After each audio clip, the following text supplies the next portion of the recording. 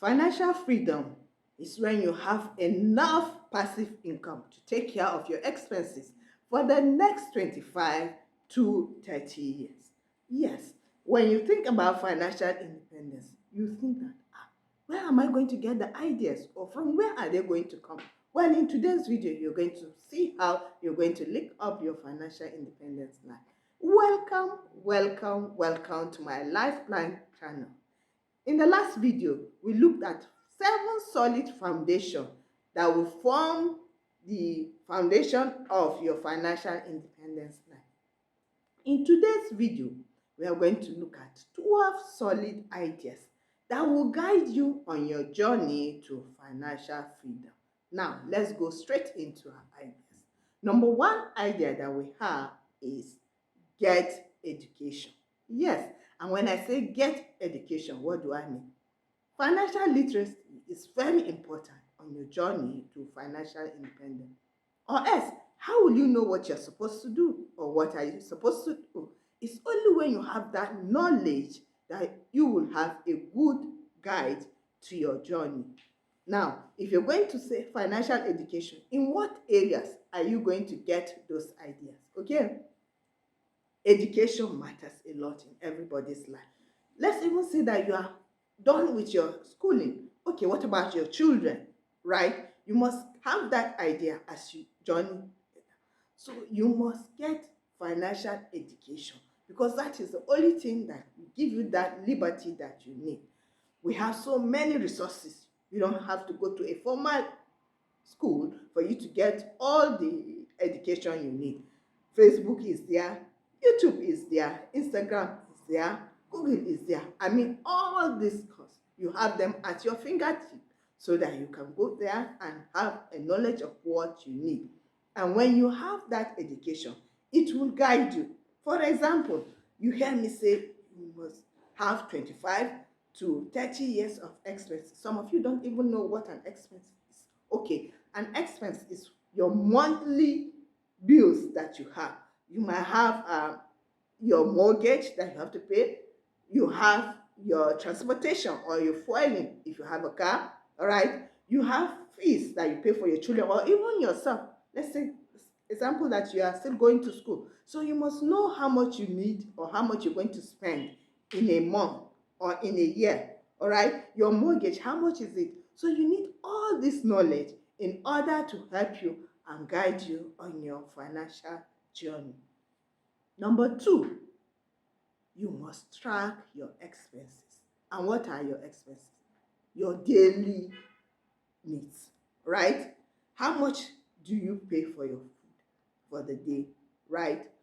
How much do you pay for your clothing, okay? Your medicals, all right? The charity you give, I mean the gift you give to your parents, the gift you give to your friends, right? Your entertainment. These are all financial expenses that you take in a month. Okay, so you must make sure you have the records of this. That means that at all times you must carry a pen and a paper along with you, or a jotter. Or if you have a phone that have all those apps, it will be better for you. It helps you and makes it easy for you to record. And then you record every expense that you have. Okay, take for instance, you're going out with your friends and then you spend like 100,000. Yes, some people can spend that amount of money. Some people have that amount, okay, on taking care of the drinks or food. Make sure you write it down. Weekends, you go to take care of your personal things. If you are a lady, you go to make your hair. If you're a guy, you go to cut your hair. How much do you spend? Your clothing, how much? So every spending that you make, you must have it written down to help you to do your calculations so that it will reduce some of the expenses that come out. Number 3, create a monthly budget. Yes. And what is a budget? A budget is a plan for your money, right? That means that you must have a budget before that money comes in. Or else by the time that money comes in and you decide that, oh, it is when you have the money in your hand before you plan for it, forget it too. Before you know it, the money is already finished. Right. So a budget is a plan for your money. Let's say that you're going to plan to buy a car this year, right? So how much money are you going to, how much will that car cost? And then how much are you going to be spending every month to get that um, amount of money that you want for your car? Okay, so that means that you have to know how much your car will cost. Let's say your car is going to cost like 2 million, 3 million. How are you going to save, or how are you going to come up with that money? That is where a budget comes in. So you must make sure that you know how much your salary is. Yes, for you to have a budget, you must know how much income comes to you, either through your salary or the income from your business, profit, or if you have other businesses outside that are bringing, or you have stock and then you have dividends coming in from your commission. So you must know how much income comes to you, right? And then the amount of money that you have, then you can divide it by 12 so that you know how much savings you can have. Let's say your salary for the month is 500,000. How much saving can you have that will take you a step towards buying that car? Okay, so you must know how much expenses you spend. Out of that 500,000 that you have in a month, how much are your expenses? Let's say, okay, 300,000 is for your expenses, right?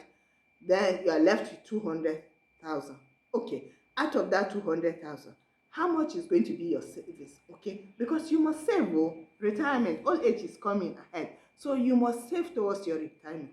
So let's say that you're going to be saving like 20% of your salary. 20% of that 500,000 is how much? 50-50, that would be 100,000, isn't it? So 100,000 goes towards your savings every month. Okay, so now you are left with 100,000.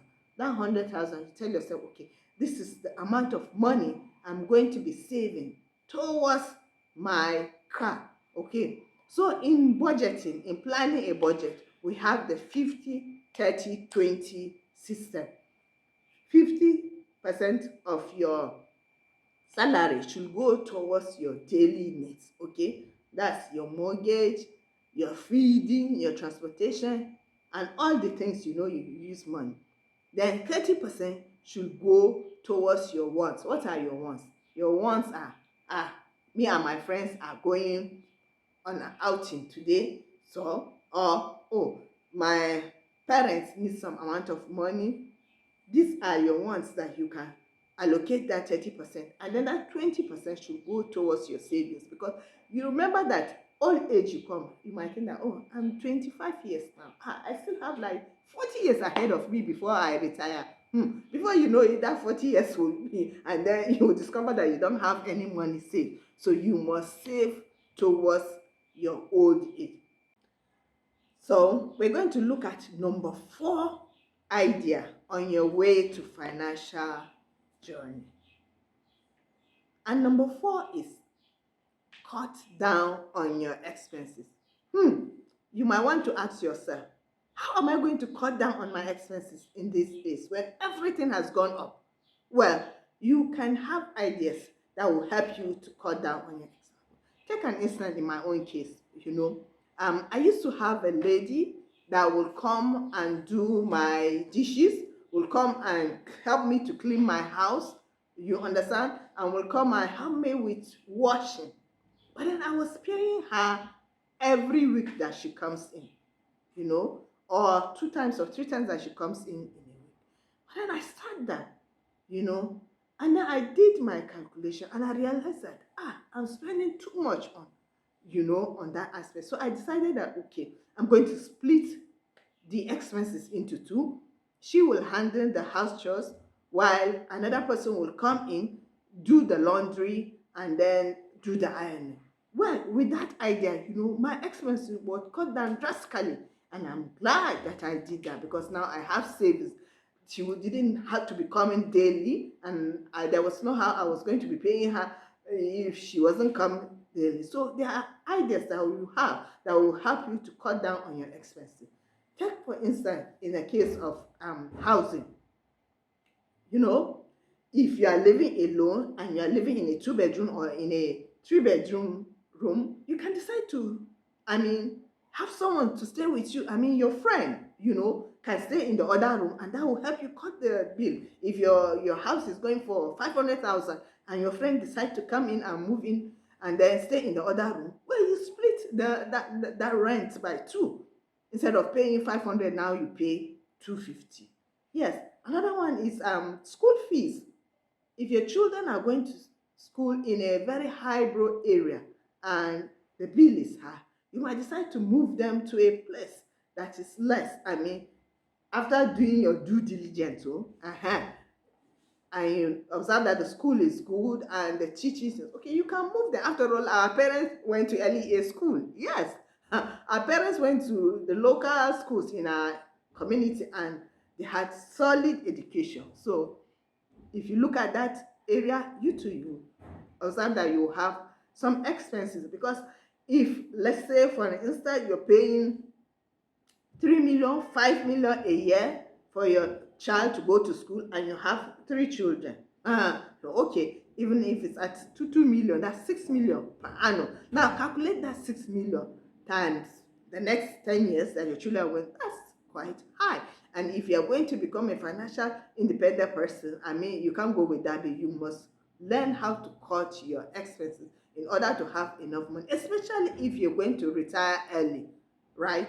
You must cut down your expenses. Now, for watching my videos, like and subscribe to my channel, Life Plan Tips. For now, I say bye.